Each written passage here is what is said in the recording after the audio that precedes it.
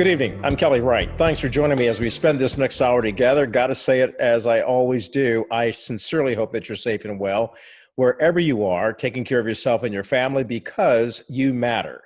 Speaking of that, that leads me to my opening observations. You see, you matter in this age of COVID-19, the pandemic, but you matter all the time. And the right time to do something right is now. And one of the things we have to do based on the program that we had on Thursday, which focused on violence and the Cure Violence program, where violence interrupters are out on the streets to try and help people through the COVID-19 pandemic, as well as the gun epidemic. They're on the streets trying to do the right thing against all odds. As you heard, we talked to one member, one violence interrupter, who risked his life on a daily basis, along with other violence interrupters, to try to quell violence on the streets of Chicago, the streets of Washington, D.C., New York City, Baltimore, Philadelphia, around the world, in trouble spots where violence continues to flare up. And you know what? The White House is doing something about it. As quiet as it's kept because the mainstream media doesn't always report on what's coming out of the White House. Yes, we hear about the tweets and we hear about the negative statements that are made, but there's something that's going on that has to be addressed. And that's the fact that the White House, the President's Federal Interagency Council on Crime Prevention and Improving Reentry for those who are incarcerated, is hard at work to do something about the systemic problems that leads to the disparity of violence in Black and brown communities. We need to talk about that. And so today we will, because it is important to know that the White House is engaged in also unveiling a new website called reentry.gov. We'll talk about that, which will be a resource for people freed from prison to find housing, receive job training, and take advantage of educational resources to help them get a fresh start. And for anyone who's been incarcerated, when they come out, one of the things that they want to do is to find a fresh start. And we saw that in yesterday's program through Juice, Jermaine Merritt, a man who had been incarcerated wrongly for 19 years. And instead of coming out bitter, he came out better and is doing his level best to transform his community in Englewood, Chicago. And those are my opening observations. Topping the show tonight, we're going to be talking to a man who's actively engaged in the Trump administration's reentry program. He is the reentry director, or czar, for the President's Federal Interagency Council on Crime Prevention and Improving Reentry. His name is Tony Loudon. He's a pastor at Maranatha Baptist Church in Plains, Georgia. And by the way, he was invited to become the senior pastor there by the former president of the United States, Jimmy Carter. It's good to talk to you, sir. How are you today? Thank you, Kelly. I'm doing good. It was a great day today. I mean, God has truly been good to me, and I'm excited about this whole program that the president has as it pertains to turning our nation around when it comes to criminal justice reform, as well as working with those men and women who get an opportunity to get a second chance. And tell me about that, giving men and women a second chance to leave incarceration and become productive citizens.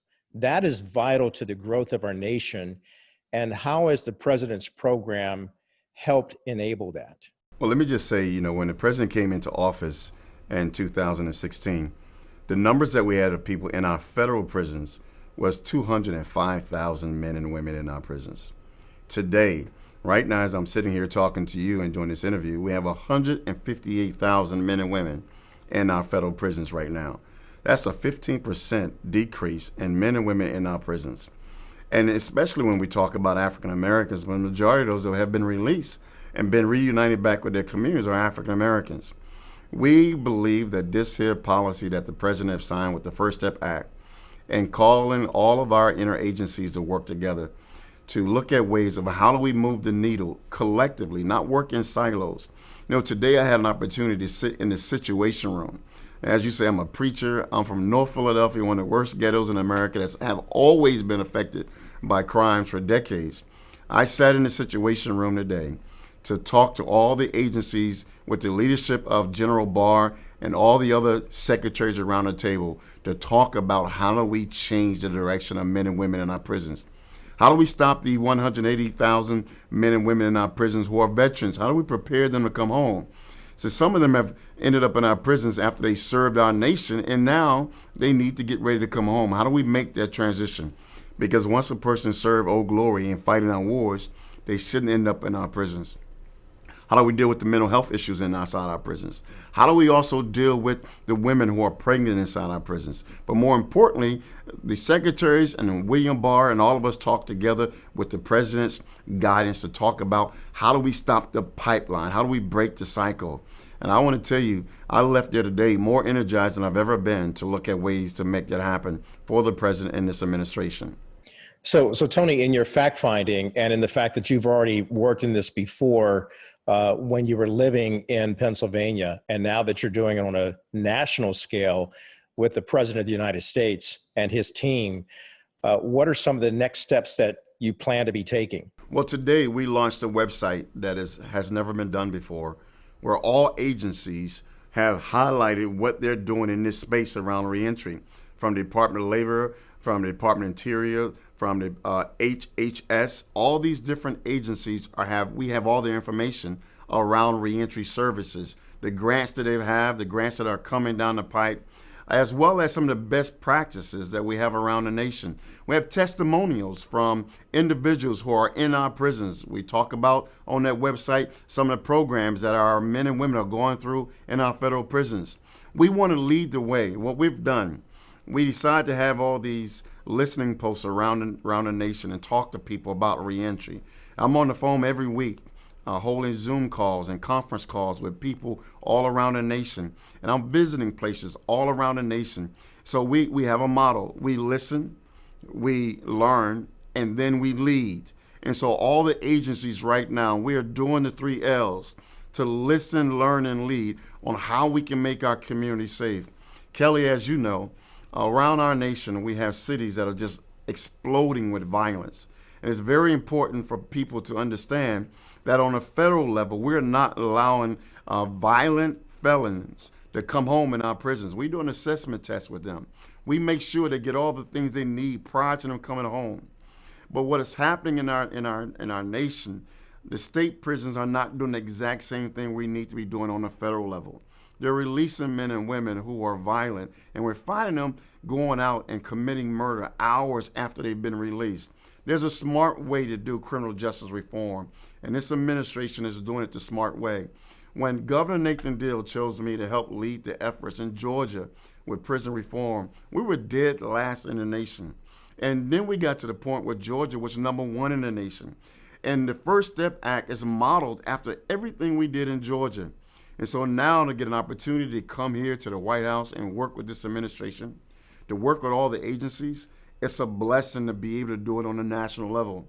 The biggest crisis we have right now in all our inner cities across the nation is to look at ways how we change what's been happening for decades in those communities. We'll be back with more of the program after this.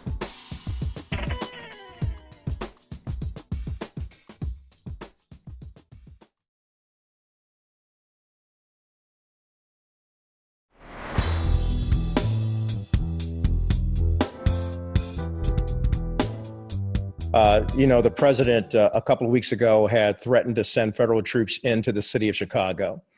And yesterday on my show, on my program, I actually had an organization called Cure Violence. Prior to that, I had a mentoring program called CHAMPS.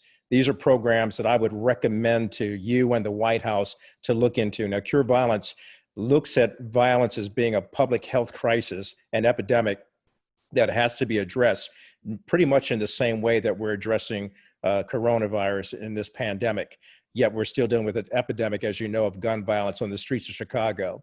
So I spoke with violence interrupters in Chicago, and I asked them, instead of sending federal troops in, would it be better if the President of the United States, as well as some of the members of his team, actually visit Chicago and talk to organizations like Cure Violence and CHAMPS and these mentoring programs to see what they're doing, because they're part of the fabric of the community.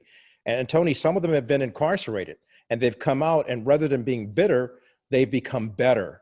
And they want to challenge their community and step in to be the violence interrupters. And Cure Violence, you may or may not know, has been recognized now as by the United Nations as a powerful NGO to quell violence and stand in the gap to prevent violence. Mayor Bill de Blasio of New York City recently acknowledged it back in June about the great work they're doing, not only in terms of preventing violence, but also in helping people understand in these marginalized areas and underserved communities to mask up and COVID down. So I would want to know, is this something that your team would be interested in helping to bridge that divide and get engaged in the prevention of violence? Kelly, absolutely. And I would love to meet with those in Chicago and others who would like to look at ways of stopping the violence in our communities and bridge that gap.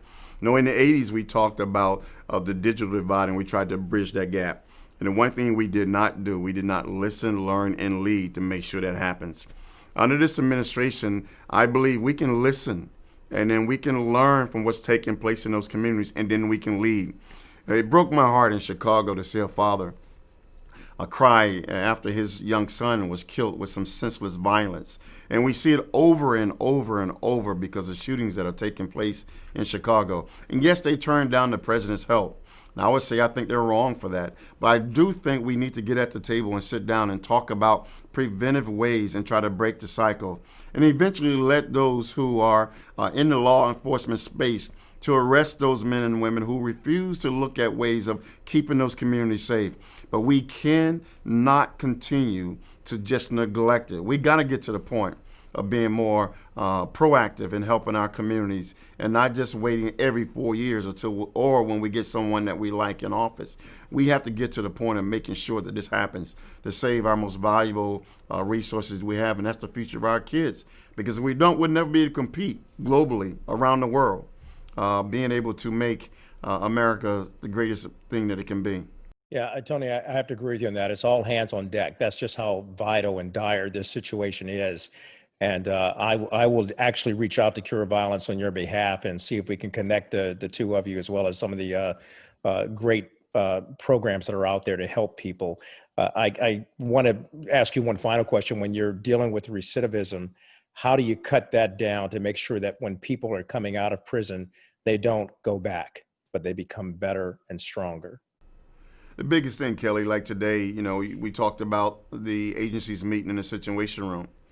You know, previously years and decades, our leadership have met in the Situation Room to deal with big challenges that America faced, from taking out bin Laden to planning conflicts to stopping this here pandemic, all types of things. Well, today we met in the Situation Room to talk about how do we deal with reentry and criminal justice reform. And meeting in the Situation Room and having all agencies talk about how can we be proactive, how can we look at ways of coordinating our approach. Reentry don't start when the person gets out of prison. It starts the time they get arrested and come inside the prison.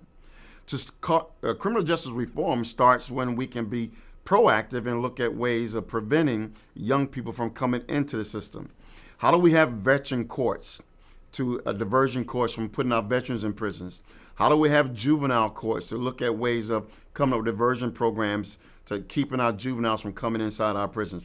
Mental health courts. Too many of our jails around the country are heavily populated with folks who are suffering from mental illness inside our prisons. So how do we work with HHS? So I'm learning all those acronyms as a new pastor here in my new position. How do we work with the Department of Labor? How do we work with WIOLA and the Veterans Affairs and all these agencies and come together and say, you know what, let's strategize together. And today I was excited about in the Situation Room when General Barr said, you know what, Tony, let's take this on the road. We're going to be on the road promoting the Legend operation and looking at ways to be proactive in our communities and bring community policing together. Let's get out there and work with pals and champs all across our nation, and let's do this collectively as an agency. So when you have the president saying through the First Step Act, let's get it done. You have the highest elected official in charge of public safety, General Barr, saying, let's get it done. Then you have all the agencies saying, let's get it done. And then you have the working bees like myself saying, you know what? Let's listen, let's learn, let's lead, and let's get it done. I'm going to go out and buy me one of those belt buckles and say, get it done, because that's what America needs. We need to be able to get this thing done. Don't go anywhere. We're coming back with much more after the break.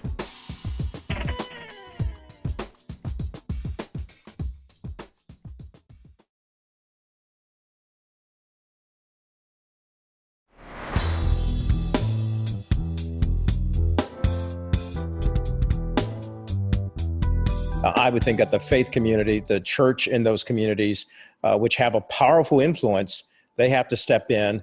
Are you at all concerned about other factors that may try to criticize what you're efforting to do and try to block by offering more criticism rather than, in getting engaged and helping to change? Absolutely, Kelly, because let me tell you something. All the prisons I've been into, not one inmate have ever asked me, was I a Republican or a Democrat? Not one person out in these communities where these kids need help and sitting on their floors because they can't sit in chairs or lay on their bed because the violence in their communities, or want to know whether it's going to be a Republican or a Democrat. This is a bipartisan effort, and I encourage all our leaders to get together to make this happen and work together. Let's get behind these efforts to save our neighborhood and save our communities and save our country, because we have to be able to come together to work in this space to make sure that we don't have more people incarcerated that don't have a high school diploma in our nation. We gotta make sure that this thing works together for all of America. And so yes, I'm worried. I'm worried about whether or not we can get the faith community involved. I'm worried about our nonprofits who have also been hurt because of this pandemic. I'm also worried about those individuals who get caught up into what I call the political atmosphere, that just because they are R or D, that this is not a good thing. The Bible talks about faith without works is dead, being alone. In other words, let's go to work. If you have faith in this country and believe in this country, let's go to work and do what we're called to do. We're public servants. Taxpayers pays our dollars, our salaries, so we can go to work. Let's serve our nation and serve it well. I'm a servant leader with a servant heart. That's what I'm called to do. I believe this is what this administration is doing, to make criminal justice a priority, a changing way we do things in our nation, where we can listen, learn, and lead.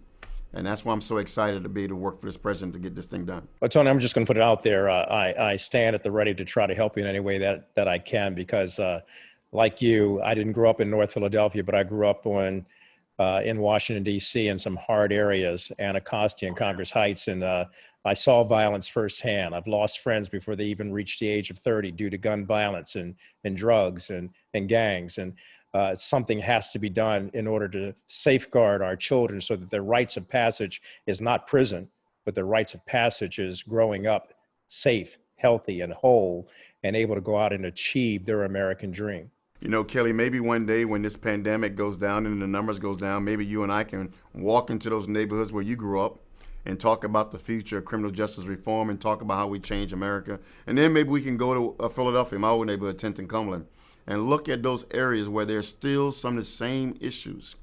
And now we have a plan to change those issues. And I look forward to working with you as well, Kelly, to make sure that we highlight this and then we do everything we can to make it better for those children that's now growing up in that situation. Good to have you on the program. Thank you so much. Hey, we say at our church, we love you and ain't nothing you can do about it, Kelly.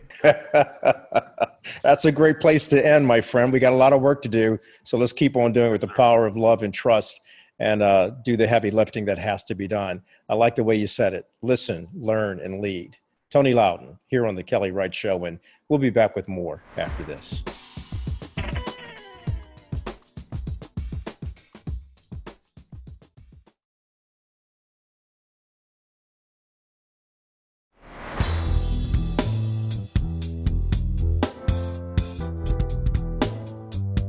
Welcome back to the program. We want to talk about a very important topic in the midst of this COVID-19 pandemic. Of course, we've discussed on this show numerous times the health disparities that have occurred and have become so visible because of the coronavirus outbreak and the pandemic that's sweeping across the nation.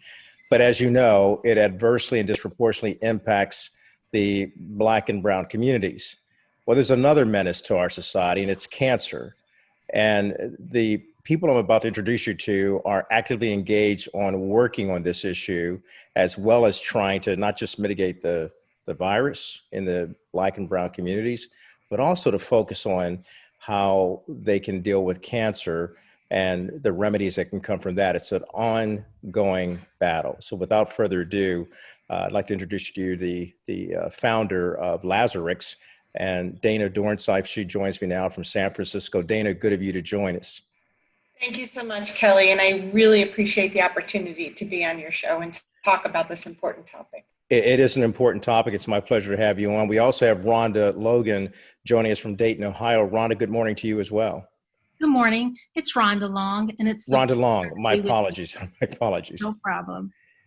And Rhonda will be talking to us about her personal issue, and it's really important that we hear from both. Dana, let me get back to you. Lazarix, what is it, and how did you discover it?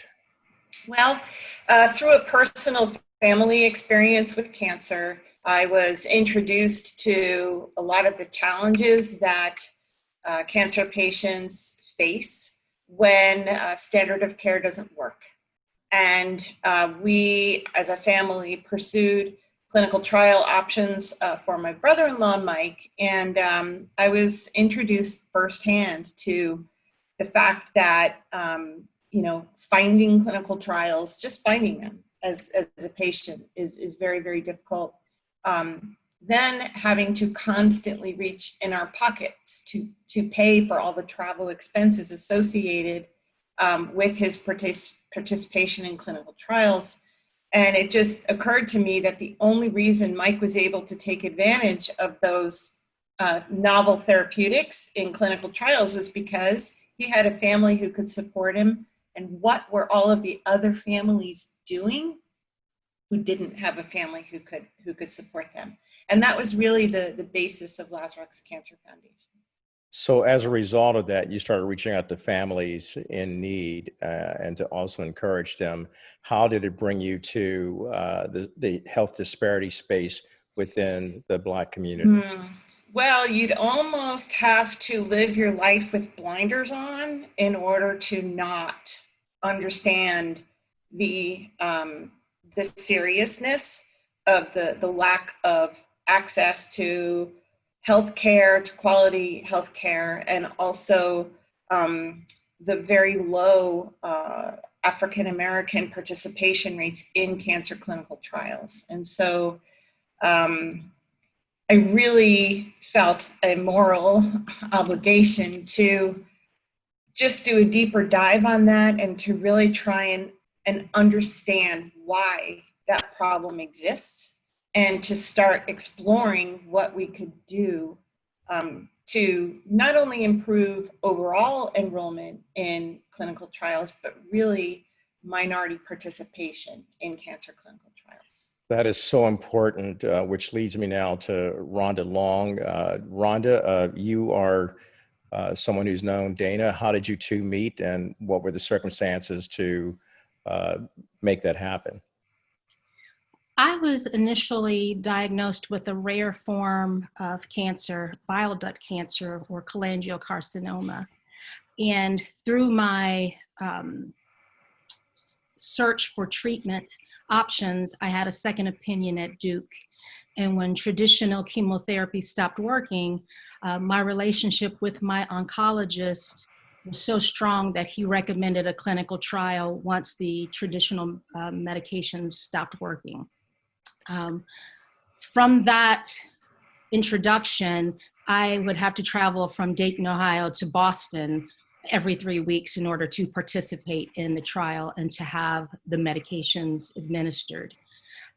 We learned early on in that process of even getting approved for the clinical trial that it was going to take a toll on our family's savings.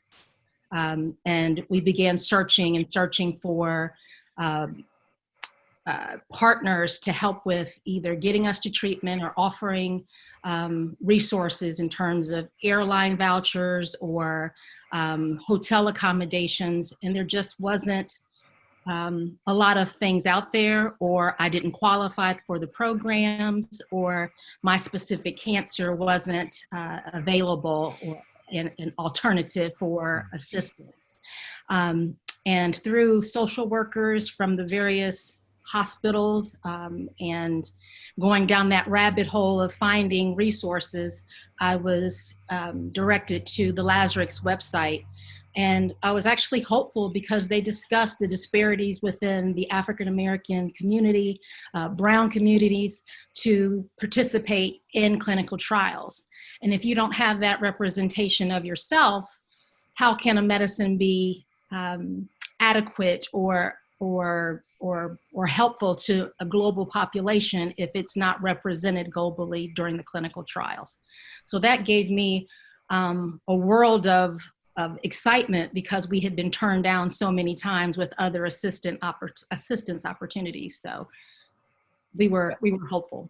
That's phenomenal, and it's actually caused some hope to come your way. Well, ladies, I'd like you to stay with me. On the other side of the break, I want to drill down a little bit more on what it's been like for you, Rhonda, going through this experience, and what your encouragement would be to other Black and brown community members.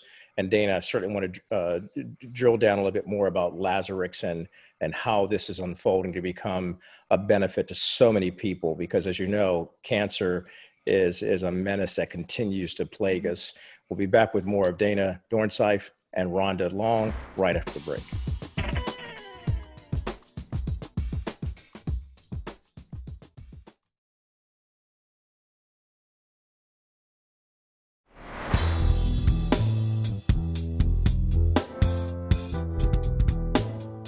Welcome back to the program. I'm talking about a very important topic, and it's a pleasure to have Dana Dornsife, the founder of LASRIX, on with me, as well as Rhonda Long. Dana, I should mention, is from San Francisco, and Dana's coming to us from Dayton, Ohio. Rhonda, I want to get back to you real quickly. You were talking about the lack of hope that you had when you were going through this unique and rare cancer, and then you discovered LASRIX. And that has helped you get involved in clinical trials. From that standpoint, for those who don't understand what happens in a clinical trial, can you explain what goes on and how it perhaps helps you in your battle against cancer? Anytime that there's a cancer diagnosis, we immediately realize that chemo or radiation will be a part of your treatment. Very rarely is there a discussion about a clinical trial. And we went down the traditional path of chemotherapy and radiation. And when those stopped working, because of my relationship with my oncologist, his recommendation for the clinical trial was easy for me to accept or to look into. You get a stack of forms to fill out, to talk about the side effects of the clinical trial and all the things that can happen. But we've been so conditioned with traditional chemotherapies that we don't even think about the side effects. And they're just the same as the side effects of the clinical trial. Only with the clinical trial, they're very targeted specifically for that medication that you'll be taking. It's not an easy road by any means. And then when you add on having to travel, for me, it would be a 16-hour drive or an airfare, three-day travel for me. So in addition to dealing with all of the nuances of the medication and your treatment, you still have to put travel on top of that. So it wasn't an easy process. And then to have to dig into resources and find the energy in between all of that treatment to look for those resources, it was a breath of fresh air to find LASRIX and to work with their team. It was as simple for me as filling out forms and providing them to LASRIX, and then submitting those forms to my providers for them to do their part. For a lot of organizations that we tried to reach out to, we had to jump through a lot of hoops only to find the answer to be no. And with LASRIX, it was a very simple process. And it made a world of difference. It definitely has. Dana, when you hear that, that's quite a testament to what you have found through Lazarus being a place where people can go to actually find the information they need that is so vital to their survival and beating cancer. Uh, is this why you actually started it? With Lazarus Cancer Foundation, we're able to give the patients that we work with and their families hope. And like Rhonda, we live every day. I mean, the Rhonda's story, is what really keeps us going every single day. I was there, I experienced it. We lost my loved one, but really his legacy lives on in the patients that we're able to help and their families, and the fact that they have more time together, they're creating memories and really have the opportunity to stay engaged in their fight.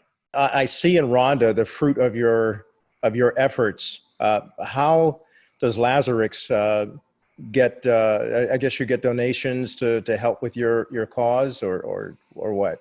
Yeah, we are a public nonprofit, and so we are 100% dependent upon the public for funding. So that's through private donations, foundations. We work a lot with industry partners, grants, and so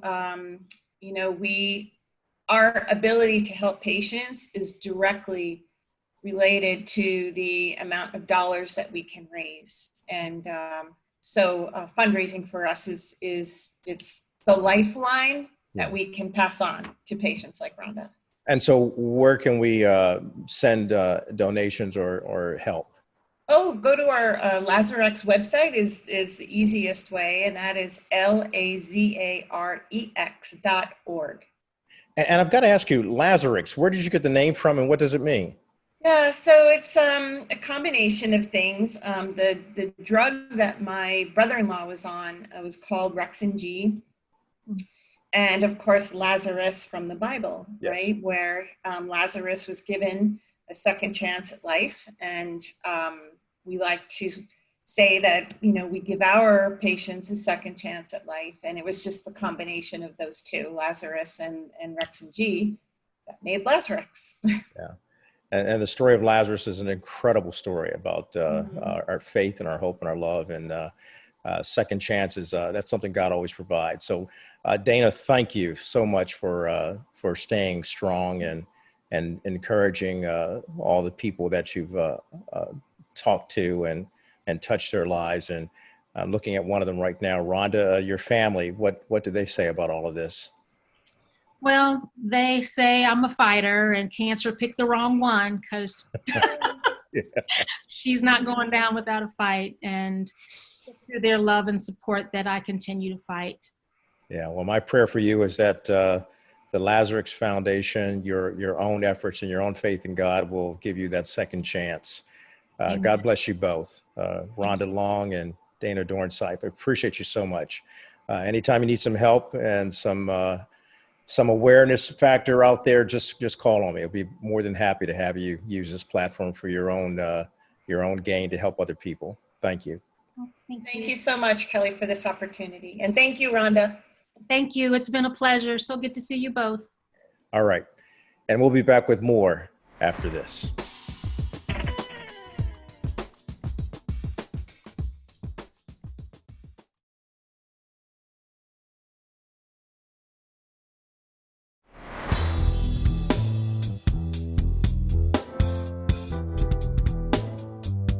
Welcome back to the program. So I'm delighted now to talk to George and Tondra Gregory, fantastic couple living out there in the beautiful Los Angeles area. And they are the founders of Journey for Life. They're relationship coaches, marriage coaches, and it's all about strengthening the family. In full disclosure, they're chaplains in the NFL for the Los Angeles Chargers. But more importantly, they're here to talk to us about trust issues. Oh my. Trust is one of those tough words in this day and age of COVID-19, as you know, as well as all of the other things that we're going through. So let's drill down to that. How do we establish trust at home and abroad? Yeah, well, trust is very important no matter what relationship you're in. It could be a teammate, as we're NFL chaplains. Those guys have to build trust on the field. But more importantly, in the home, trust is about believing that your partner has the best interest of you in mind, meaning that they're not out to hurt you, they're not out to get you. And building trust, it's a daily exercise. It's just kind of like building the team camaraderie and practicing every day. You have to practice that habit of building trust daily within your family unit. Yes, I love that daily exercise, right? Because all of us, everyone is born with the ability to trust, right? But we go through life experiences that shape how we view trust. Like we could view it positively and feel safe in trusting people, or we can have a negative view of trust and we feel unsafe with trusting people, especially if there have been some bad experiences with the person or your spouse that have left you feeling betrayed or let down in some way. So that could also damage your ability to trust. So Yeah. And when you go through that, because it does happen in some marriages as well as in jobs, and I mean, everybody is affected some kind of way with trust, even our situation with police and the Black community. But in a marriage and in a family structure, when you violate that trust, how do you win it back? And how do you find forgiveness and healing and reconciliation to build the trust once more? Yeah, well, it's not easy. Let's first start there. It's not easy once you've been let down over time. It's kind of like that a car that puts you on the side of the road time and time and again. You're not going to be so trusting of that car. You probably want to take an Uber or a taxi wherever you might live. But over time, if it lets you down, if your relationship continuously lets you down, we like to say that sometimes bad things happen to good people. And yet what we realize is that sometimes our framework, we either have good life experiences or we have bad life experiences, but when we're continually let down in our relationship, it's like that car, and we've got to learn to rebound from those things. And so while trust is quick to lose, it's also very hard to build over time. Yeah. So we've got to be willing to seek and grant forgiveness, because that's one of the practical steps. Like that's the starting point. If you're going to try to rebuild trust or to build trust in every season, it takes that vulnerability of admitting when you're wrong and the ability to say, I'll give you another opportunity. And that could be scary for people. That's a very good point. I think that a lot of times when we do stuff to our spouse, or they feel offended or they feel let down, we've got to learn to go to them and ask for their forgiveness. But by that same token, as Tondra points out, that spouse that's on the receiving end also has to grant that forgiveness, or we find ourselves in a repeated cycle of being let down, and that trust will never be built that way. I'm talking to George and Tondra Gregory. We'll be back with more to talk about the trust factor that we have to have in home and abroad, that and more when we return.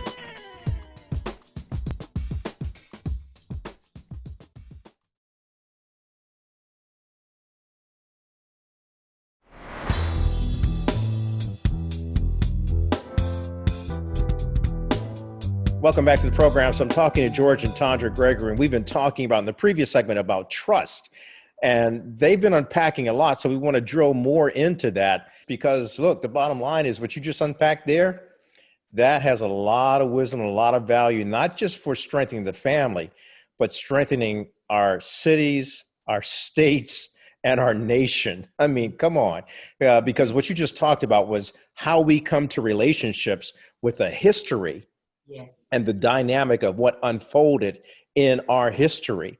And then when we come into the present relationship, whether it's a marriage or whether it's a job or whether it's dealing with all of the myriad of issues that go on in our society right now, in terms of the racial divide, the political divide, coronavirus, working with police, working with the president, working with all of those things, it comes down to what did we bring to the table? And if we brought preconceived conditions from our history, and we apply that to the situation now, like talking about the racial divide, We come from a long history, 400 years. We're talking about slavery. We're talking about Jim Crow. We're talking about segregation. We're talking about all the negative things that go on.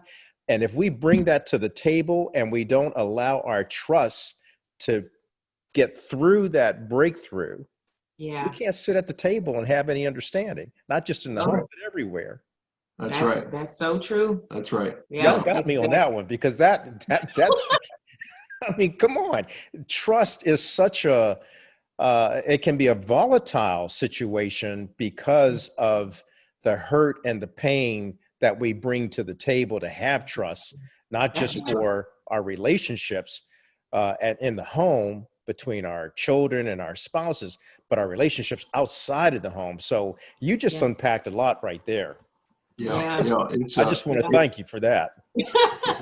Well, it's always our pleasure. You know, you can't be in a relationship where one spouse is constantly saying, trust me, or a mother or father is always telling the kids, trust me. And then you whack them over the head with something that you can't trust, right? It's built off mutual respect and honoring one another so that you can trust. Yeah, it's about that reciprocity, right? So it's giving and receiving. And if you only concentrate on one side, or receiving or only giving, then it takes the balance out of the relationship.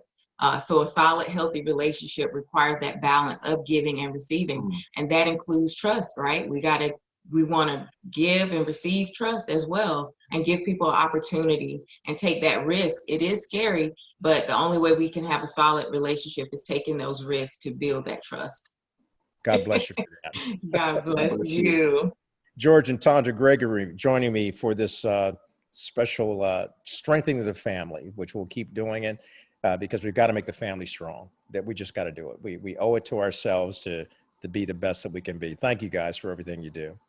Thank you. All right. Have a great weekend. We're too. back with more after this.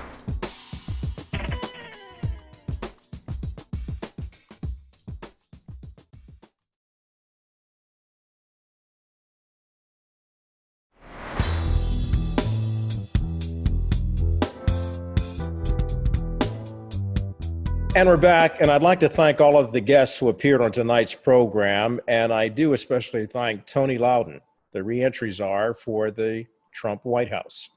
It's important what he's doing, and I hope many people will understand that it does not take a Republican or Democrat to address the problem of violence and address the problem of people reentering into society from a life of incarceration.